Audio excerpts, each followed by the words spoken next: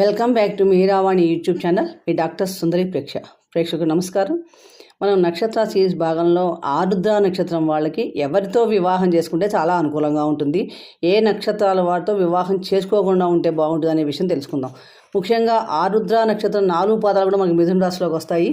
ఎవరి పేర్లో అయినా మొదటి అక్షరాలు ఖు, ఖం, జ్ఞ, ఛ అనే అక్షరాలు ఎవరైతే ఉంటాయో వారిది నామ నక్షత్రం కూడా ఆరుద్ర నక్షత్రమే అవుతుంది. ఈ ఆరుద్ర నక్షత్రానికి అధిపతి రాహు కనుక వీరి జీవితం రాహు మహాదశతో స్టార్ట్ అవుతుంది.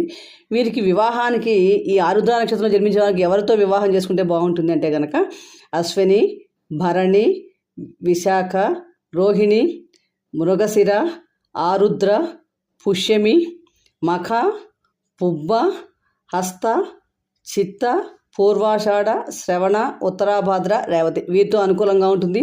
ముఖ్యంగా కృత్తిక, ఉత్తరాషాఢ నక్షత్రం వారికి వివాహం చేసుకోకూడదు.